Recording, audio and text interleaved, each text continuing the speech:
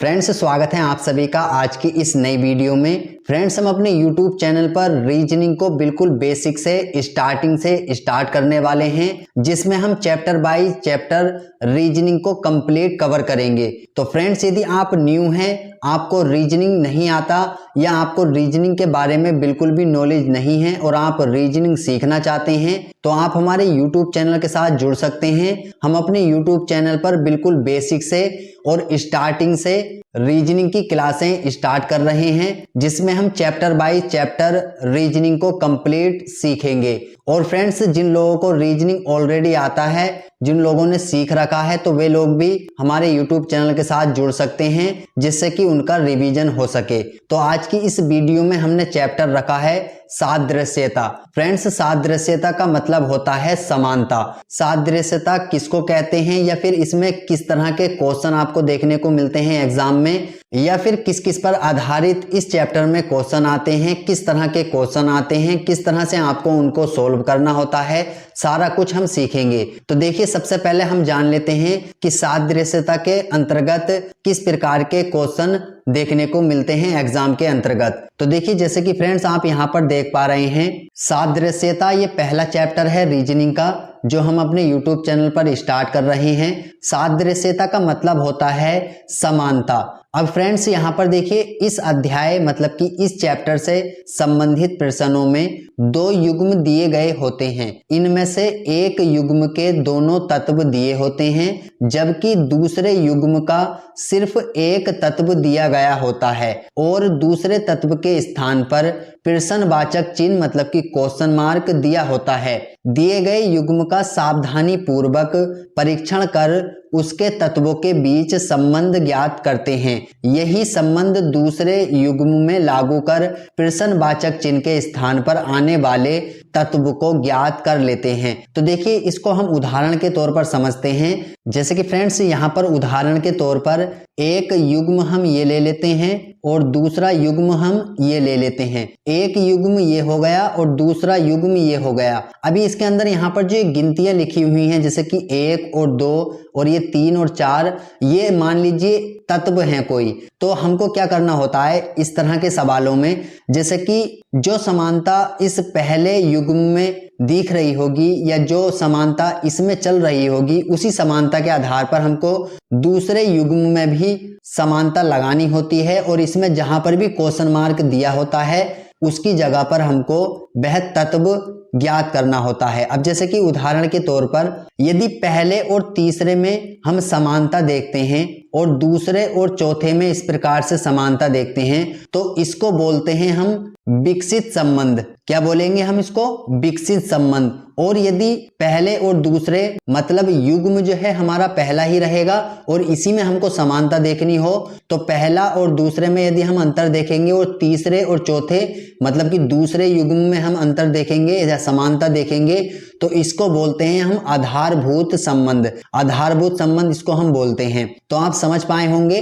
अब चलिए और अच्छी प्रकार से समझते हैं कि इसके अंतर्गत किस किस प्रकार के क्वेश्चन आते हैं। देखिए, सादृश्यता के अंतर्गत आने वाले प्रश्न निम्न प्रकारों पर आधारित होते हैं। देखिए, प्रकार 1 है शब्द समरूपता या फिर सादृश्यता। शब्द के अंतर्गत क्या क्या आते हैं, जैसे कि देश तथा राजधानी। एक युग्म में आपको देश दे देगा और उसकी राजधानी दे देगा, दूसरे युग्म में कोई दूसरा देश दे देगा और उसकी राजधानी क्वेश्चन मार्क की जगह पर पूछ लेगा। तो इस प्रकार के जो क्वेश्चन होते हैं वह देश तथा राजधानी के अंतर्गत आते हैं और शब्द समरूपता के अंतर्गत आते हैं। उसी प्रकार से देश तथा मुद्रा के आधार पर हो सकते हैं, राज्य तथा राजधानी के आधार पर हो सकते हैं, यंत्र तथा मापक के आधार पर हो सकते हैं, मात्रक तथा इकाई के आधार पर हो सकते हैं, या फिर समानार्थी शब्द हो सकते हैं, विपरीतार्थक शब्द हो सकते हैं, जानवर, वस्तु तथा उनके रखने के स्थान हो सकते हैं। जैसे कि उदाहरण के तौर पर मैं आपको दिखा दूं, यहाँ पर एक उदाहरण दिया हुआ है।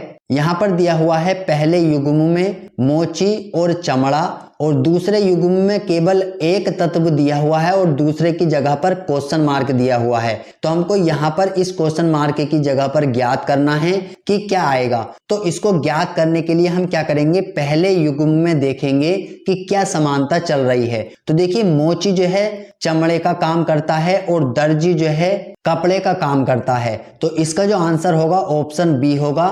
और इस प्रकार के जो क्वेश्चन होते हैं वह शब्द समरूपता या फिर सादृश्यता के अंतर्गत आते हैं, क्योंकि इनमें ये शब्द दिए हुए हैं। अब चलिए नेक्स्ट इसको और अच्छी प्रकार से समझते हैं कि इसमें और किस किस तरह के क्वेश्चन आते हैं। अब देखिए दूसरा जो प्रकार होता है, दूसरे प्रकार के अंतर्गत इसमें अक्षर समरूपता या फिर सादृश्यता के आधार पर प्रश्न आते हैं। अक्षर जैसे कि ABCD वगैरह ये जो होते हैं ये सभी अक्षर होते हैं, और जो ऊपर थे वह शब्द थे, हिंदी के शब्द, तो उन पर आधारित जो प्रश्न होंगे वह शब्द समरूपता या सादृश्यता के अंतर्गत आते हैं। और जो ये अक्षर होते हैं ABCD वगैरह ये अक्षर समरूपता या फिर सादृश्यता के अंतर्गत आते हैं। तो जैसे कि यहाँ पर एक उदाहरण दिया हुआ है ABZY और CD, और यहाँ पर क्वेश्चन मार्क की जगह पर हमको बताना है कि क्या आएगा।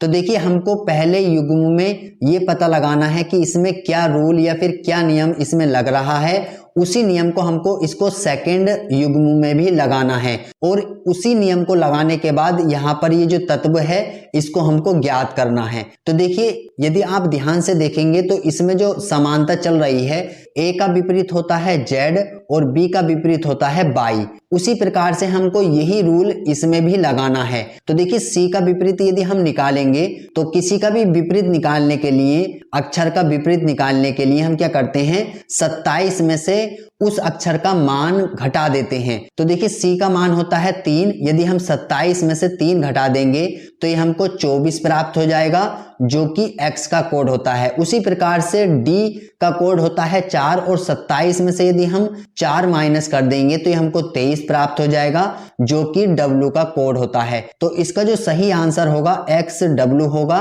जो कि ऑप्शन डी यहाँ पर करेक्ट आंसर है। देखिए पहले वाले युग्म में भी एक दूसरे के विपरीत थे, और दूसरे वाले युग्म में भी हमने पहले वाले युग्म के आधार पर विपरीत ज्ञात करके क्वेश्चन मार्क की जगह पर तत्व को ज्ञात कर लिया है। तो इसी प्रकार के जो क्वेश्चन होते हैं वह अक्षर समरूपता या फिर सादृश्यता के अंतर्गत आते हैं। चलिए नेक्स्ट और समझ लेते हैं कि इसमें किस प्रकार के और क्वेश्चन आपको देखने को मिल सकते हैं। तो देखिए यहाँ पर तीसरा जो प्रकार है वह संख्या समरूपता सादृश्यता के आधार पर आपको क्वेश्चन देखने को मिल सकते हैं। तो यहाँ पर जैसे कोई संख्याएं दी होंगी, पहले युग्म में यहाँ पर ये संख्या दी हुई है, दूसरे युग्म में कोई भी संख्या नहीं दी हुई है, तो हमको यहाँ पर इन ऑप्शंस में से बताना है वही रूल या वही नियम लगाकर जो पहले युग्म में लग रहा है। तो यदि फ्रेंड्स आप ध्यान से देखें तो 11 का यदि हम वर्ग करते हैं तो 11 11 121 हमको प्राप्त होता है, और 121 में यदि हम 11 ऐड कर दें तो ये 2 और 3 और 1 132 ही हमको प्राप्त हो जाता है। उसी प्रकार से हम देख लेंगे कि यही वाला रूल कौन से युग्म में लग रहा है। तो देखिए यदि आप ध्यान से देखें तो ऑप्शन सी वाला जो है, इसमें 9 का यदि हम वर्ग करेंगे तो 9 9 81 ये हमको प्राप्त हो जाएगा। उसके बाद ये जो संख्या है इसी को ऐड कर दिया गया है 9, तो ये हमको प्राप्त हो जाएगा 90, जैसे कि इसी में यही संख्या को ऐड कर दिया गया था, वर्ग करने के बाद वही संख्या को ऐड कर दिया गया था। तो इसका जो सही आंसर है ऑप्शन सी करेक्ट आंसर है। जो युग्म में अंतर चल रहा है पहले वाले में, सेम वही अंतर इस वाले युग्म में भी चल रहा है। तो क्वेश्चन मार्क की जगह पर ऑप्शन सी वाला युग्म आ जाएगा। चलिए नेक्स्ट और समझ लेते हैं कि इसमें और किस प्रकार के क्वेश्चन आते हैं। तो जैसे कि यहाँ पर आप नीचे देख पा रहे हैं, चौथे प्रकार के इसमें जो प्रश्न होते हैं वह अक्षर और संख्या इन दोनों के मिलाकर समरूपता सादृश्यता पर आधारित प्रश्न होते हैं। तो इसमें कुछ अक्षर भी होंगे, कुछ संख्या भी होंगी, उनको मिलाकर जो प्रश्न बनता है वह सादृश्यता और समरूपता के अंतर्गत आते हैं। तो जैसे कि यहाँ पर देखिए पहले युग्म में दिया हुआ है विजय और दूसरे युग्म में दिया हुआ है शंकर, और यहाँ पर क्वेश्चन मार्क की जगह पर हमको बताना है कि क्या आएगा। तो देखिए पहले युग्म में विजय के लिए कोड यूज किया गया 5, उसी प्रकार से यही रूल लगाकर हमको इस वाले युग्म में भी क्वेश्चन मार्क की जगह पर तत्व को ज्ञात करना है। तो देखिए फ्रेंड्स यदि इस क्वेश्चन को आप ध्यान से देखेंगे तो यहाँ पर 1 2 3 4 5 ये 5 अक्षर यहाँ पर दिए हुए हैं और इन्हीं की गिनती को यहाँ पर लिख दिया गया है। उसी प्रकार से हमको यही रूल इसमें भी लगाना है। तो 1 2 3 4 5 6 7 इसमें 7 अक्षर दिए हुए हैं। तो उसी प्रकार से हमको जो 7 संख्या प्राप्त हुई इन अक्षरों की यहाँ पर तत्व के जगह पर आ जाएगा। तो इसका जो सही आंसर होगा वह ऑप्शन सी यहाँ पर होगा।